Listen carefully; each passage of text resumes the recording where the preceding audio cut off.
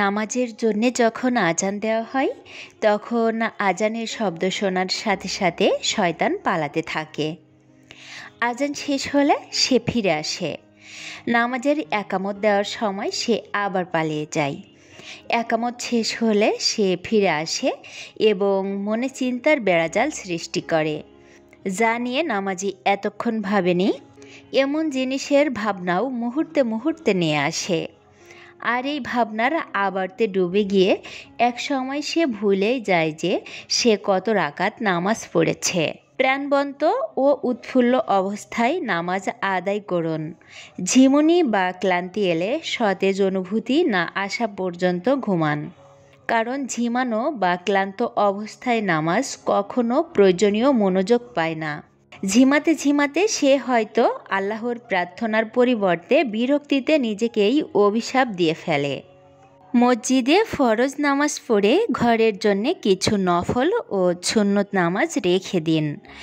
ঘরে এই নফল ও সুন্নত নামাজ পড়লে আপনার ঘরের উপর আল্লাহর রহমত বর্ষিত হবে। আসসালামু আলাইকুম, আমি নাসরিন হারাচ্ছি আপনাদের সাথে। বাংলাদেশি ব্লগার নাসরিন চ্যানেলে আপনাদের সবাইকে আরও একবার স্বাগত জানাই। কাছে এবং দূরে যে যেখান থেকে আমার এই ভিডিওটি দেখছেন, আশা করছি আল্লাহর অশেষ রহমতে আপনারা সবাই ভালো আছেন। আলহামদুলিল্লাহ, আমরাও ভালো আছি। সকালে বিছানা গুছিয়ে এরপর আমার জন্য একটু নাস্তা রেডি করে নিচ্ছি। সবার অলরেডি সকালের নাস্তা করা হয়ে গিয়েছে। তো গতকাল কিছু পাউরুটি আনা হয়েছিল, সেখান থেকে আমি 2 পিস পাউরুটি টোস্ট করে নিয়েছি আর একটা ডিম পোস্ট করে নিয়েছি। আমি যেহেতু ডিম সেভাবে খেতে পারি না, তো পাউরুটির সঙ্গে এভাবে যদি ডিম পোস্ট করে খাওয়া হয় তাহলে খেতে বেশ ভালো লাগে। আর আমার জন্য 1 কাপ কফি বানিয়ে নিচ্ছি। আমি যখনই কফি বানাই চেষ্টা করি এগ ব্যাটার দিয়ে একটু বিট করে নিতে, তাহলে কিন্তু খুব দ্রুত হয়ে যায় আর এই কফিটা খেতেও কিন্তু অনেক মজা হয়। তো আমার নাস্তাটা রেডি করা হয়ে গিয়েছে, এরপর আমি টেবিলে নিয়ে এসেছি। এখন আমি নাস্তাটা করে নিব। আমার যেহেতু কোল্ড অ্যালার্জি আছে, তাই শীতের সময় আমাকে কিন্তু চা খেতে হয়। আবার গরমের সময় যখন বৃষ্টি হয় বা একটানা কয়েকদিন বৃষ্টি থাকে, ওয়েদারটা একটু ভেজা ভেজা থাকে, তখন কিন্তু চা খেতে হয়। না হলে গলার মধ্যে খুসখুস করে একটা অস্বস্তি হয়।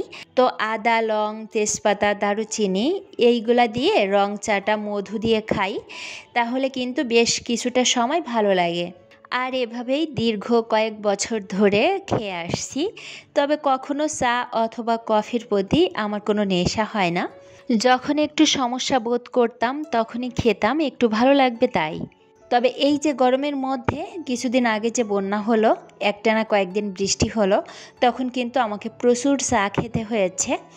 আর চা খাওয়ার পরে আমার চা এবং কফির প্রতি অন্যরকম একটা নেশা তৈরি হয়েছে, যেটা সকাল অথবা বিকেল যে কোনো এক সময় আমাকে খেতেই হচ্ছে। না খেলে আমার একদমই ভালো লাগছে না। নাস্তা করার পরে আমি চলে আসলাম কিচেনে রান্না করব। তবে রান্না করার আগে কিছু জিনিস শেষ হয়ে গিয়েছিল, সেগুলো একটু রিফিল করে নিচ্ছি। আর এগুলা আমি নিয়েছি মারিয়া লাইফস্টাইল চ্যানেলের মারিয়া আপুর কাছ থেকে। আপু কিন্তু এই অর্গানিক প্রোডাক্টের বিজনেস করেন। আপুর একটা ফেসবুক পেজ আছে আর এম অর্গানিক প্রোডাক্ট নামে। আপুর থেকে আমি কিন্তু এর আগেও একবার প্রোডাক্ট নিয়েছিলাম। আলহামদুলিল্লাহ, প্রোডাক্টগুলোর মানে এত ভালো, যার কারণে আমি আবারও অর্ডার করেছিলাম। আসলে আমরা অনলাইনে যখন কোনো কিছু কেনাকাটা করি, প্রথমবার প্রোডাক্টটা হাতে পাওয়ার পর যদি সেটা ভালো মানের হয়, তাহলে আমরা কিন্তু দ্বিতীয়বারও সেখান থেকেই নিতে চাই। আর যদি প্রথমবারেই ঠকে যাই, তাহলে তো দ্বিতীয়বার নেওয়ার কোনো প্রশ্নই আসে না। আপুর মধুটা কিন্তু অনেক ভালো ছিল। সাউদা খাওয়ার পরে বলছিল যে আম্মু, আন্টির সব কিছুই অনেক মজা। আর আপুর ঘিটা দিয়ে আমি আমার 3 প্রিন্সেসকে গরম ভাত খেতে দিয়েছিলাম। আমার 3 প্রিন্সেস শুধুমাত্র ঘি দিয়ে গরম ভাতটা ওদেরকে যদি একটু লবণ দিয়ে মেখে দেওয়া হয়, তাহলে ওরা খেতে অনেক পছন্দ করে। তো আপুর ঘিটা দিয়ে আমি যখন ভাতটা মেখে দিয়েছিলাম, খাওয়ার পরে আমাকে ফাতেমা বলছিল, আম্মু আন্টির ঘিটা অনেক মজা, তুমি আন্টিকে আমাদের 3 বোনের পক্ষ থেকে একটা থ্যাংক ইউ দিয়ে দিবে। বাচ্চারাও কিন্তু ভালো মন্দ জিনিসটা বুঝতে পারে।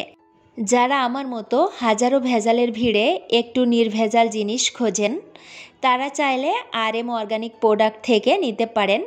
আশা করছি আপনারা একদম নির্ভেজাল অর্গানিক প্রোডাক্টগুলাই পেয়ে যাবেন।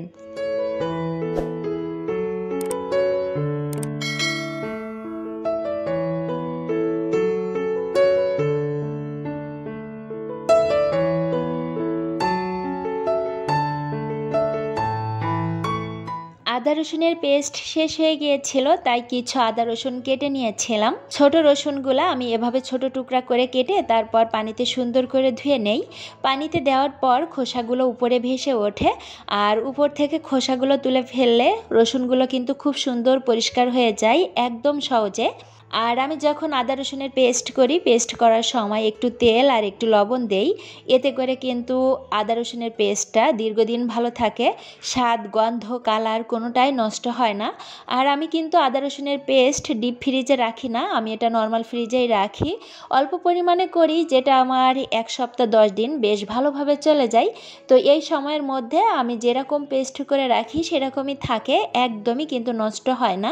নর্মাল ফ্রিজে রাখলে এটা রান্নার কাজে কিন্তু খুব সহজে ব্যবহার করা যায়। ডিপে রাখলে কিন্তু রান্নার সময় ব্যবহার করতে একটু ঝামেলা হয়, কারণ সব সময় আগে ভাগে বের করে রাখতে মনে থাকে না। আর যদি মনে না থাকে সেক্ষেত্রে ফ্রিজ থেকে বের করে রান্না করা অনেক ঝামেলা হয়ে যায়, যেহেতু এটা বরফ হয়ে যায়। তাই আমি নর্মাল ফ্রিজেই রাখি, আমার কাজ অনেক সহজ হয়। মশলাগুলো করার পর আমি দুপুরে যে রান্নাগুলো করব সেগুলাও কেটে বেছে গুছিয়ে নিয়েছি। তো আজ আমি গরুর ভুঁড়ি রান্না করব, অনেকে এটাকে বটও বলে থাকে। তো ভুঁড়িগুলো আমি সুন্দর করে পরিষ্কার করে ছোট টুকরা করে কেটে নিয়েছিলাম। এরপর সুন্দর করে ধুয়ে পানি ঝরিয়ে নিয়েছিলাম। এখন আমি রান্নাটা প্রেসার কুকারেই করব। তো খুবই সামান্য পরিমাণে তেল দিয়েছি, এরপর ভুঁড়িগুলা দিয়ে দিব। ভুঁড়ি থেকে কিন্তু অনেকটা তেল বের হবে, যার কারণে আমি খুবই অল্প পরিমাণে তেল দিয়েছি। আর আমি সব সময় সরিষার তেলে রান্না করি, যারা আমার রেগুলার ভিডিও দেখেন তারা তো জানেন। তবে তেলটা শেষ হয়ে গিয়েছে, যার কারণে আজ সয়াবিন তেলে রান্না করছি। তো ভুঁড়িগুলো দেওয়ার পর আমি একে একে সব মশলাগুলো দিয়ে দিব। আদা বাটা, রসুন বাটা, আর আমি একটু চুই ঝালও দিয়ে দিচ্ছি। চুই ঝালটা আমার বাসায় ছিল। গরুর মাংস, ভুঁড়ি, মাছের ঝোল, ডাল, আচার এগুলোর মধ্যে যদি একটু চুই ঝাল দেওয়া হয় তাহলে কিন্তু স্বাদটা অনেকখানি বেড়ে যায়। এরপর আমি সব গুঁড়া মশলাগুলো দিয়েছি, জিরার গুঁড়া, ধনিয়ার গুঁড়া, হলুদ, লবণ আর লাল মরিচের গুঁড়া। এরপর গোটা গরম মশলা একটু থেতো করে তারপর দিয়ে দিচ্ছি। এখানে স্পেশাল কোনো গরম মশলা দেওয়া হয় নাই, রেগুলার গরম মশলাগুলাই দিয়েছি। এলাচ, দারুচিনি, গোলমরিচ আর লং, সেই সাথে একটা তেজপাতা দিয়েছি। আর এই যে জাদুকরি যে হাতটা দেখতে পাচ্ছেন, এই হাতটা দিয়ে যদি এভাবে সুন্দর করে মেখে দেওয়া হয় তাহলে সেই রান্নার স্বাদটা কিন্তু আরও কয়েক গুণ বেড়ে যায়। যার কারণে সে যদি বাসায় থাকে তাহলে আমি রান্নায় তার হাতের ছোঁয়া একটু হলেও রাখি। এমন কিছু মানুষ আছে যারা রান্নায় যদি একটু নেড়েও দেয় তাহলেও কিন্তু রান্নার স্বাদটা অনেক বেড়ে যায়। তো সুন্দর করে মাখানোর পর আমি কিন্তু পরিমাণ মতো পানি দিয়েছিলাম। এরপর ঢাকনাটা লাগিয়ে আমি কয়েকটা সিটি উঠিয়ে নিব। ভুঁড়িটা পুরোপুরি সেদ্ধ হবার পর এটার মধ্যে এক্সট্রা যে ঝোল থাকবে সেটাও কিন্তু একদম শুকিয়ে ফেলব। বেলকনিতে এসেছিলাম কারি পাতা নিতে, আর এসে দেখি গাছের গোড়ায় একদমই পানি নাই। পাতাগুলো কেমন জানি নুয়ে পড়েছে, যেটা দেখে খুবই মায়া লাগছিল। তো আমি আর দেরি না করে এখনই পানি দিয়ে দিচ্ছি। ওদিকে আমি কিন্তু কড়াইটা চুলার উপরে বসিয়ে রেখে আসছি। তো তারপরেও আমার কেমন খারাপ লাগছিল, ভুলে যেতে পারি, যার কারণে এখনই পানি দিয়ে দিলাম। সবগুলোতে দেইনি, যেগুলার গোড়া বেশি শুকিয়ে গিয়েছে সেগুলাতে দিয়েছি। এরপর একটা কারি পাতার ডাল তুলে নিয়েছি। এদিকে রান্নাঘরে এসে দেখি কড়াইটা খুব বেশি গরম হয়ে গিয়েছে, তো আমি চুলাটা বন্ধ করে দিয়েছিলাম। এরপর এটাতে তেল দিয়েছিলাম। এরপর আমি একটু হিং দিয়েছিলাম। এরপরে আমি যে ডালটা ধুয়ে রেখেছিলাম সেটা দিয়েছিলাম। এরপর কারি পাতা দিয়েছি। এখন দিয়ে দিচ্ছি কাঁচামরিচ, রসুন কুচি আর পেঁয়াজ কুচি। সেই সাথে দিয়ে দিচ্ছি স্বাদ অনুযায়ী লবণ, পরিমাণ মতো হলুদের গুঁড়া আর গোটা জিরা। এ পর্যায়ে আমি কিন্তু খুব সুন্দর করে ডালটাকে ভেজে নিব। ভাজার পর আমি এটার মধ্যে দিয়ে দিচ্ছি পরিমাণ মতো পানি। ডালের মধ্যে আমি কিন্তু কোনো রকম বাটা মশলা ব্যবহার করি নাই, সব গোটা মশলা দিয়েছি। আমি এই ডালটা খুব সাধারণভাবে রান্না করি, তবে খেতে কিন্তু অনেক মজা হয়। এপাশে আমার ভুঁড়িটা সেদ্ধ হয়ে গিয়েছে। তো এটার মধ্যে এক্সট্রা যে ঝোল আছে সেটা এখন শুকিয়ে ফেলবো, এটার মধ্যে শুধুমাত্র তেলের ঝোলটাই রাখবো। আর এই সাইডে আমার ডালটাও ফুটে গিয়েছে। এ পর্যায়ে আমি ডালটা সুন্দর করে একটু ঘুটে দিব। এটা সুন্দর করে ঘুটে দিলেই কিন্তু টেস্টটা অনেক ভালো আসবে। চাইলে এ পর্যায়ে ডালটা বাগার দেওয়া যায়, তবে আমি দিব না, আমি প্রথমেই সুন্দর করে ভেজে নিয়েছিলাম। রান্না করার পরে আমি খাবারগুলো টেবিলে নিয়ে এসেছি। আর ভুঁড়িটা দেখেই বুঝতে পারছেন কতটা লোভনীয় হয়েছে। এটা খেতে কিন্তু অনেক মজা হয়েছিল। আর আমি তো রান্নার সময় খুবই অল্প তেল দিয়েছিলাম, যে তেলটুকুন দেখতে পেয়েছেন সেটা কিন্তু ভুঁড়ি থেকেই বেরিয়েছে। বিকেলের দিকে সাউদার ফাতেমা পড়তে বসেছে। আমার গত ভিডিওতে সৌদি প্রবাসীর বউ আইডি থেকে এক আপু কমেন্টস করেছিলেন। আপু বলেছিলেন আমার 3 প্রিন্সেসকে যেন কোনো এক ভিডিওতে দেখাই, তো আপুর জন্যই ভিডিওর এই অংশটুকু। আমার 3 প্রিন্সেস আপনাদের সবাইকে হাই দিয়েছে।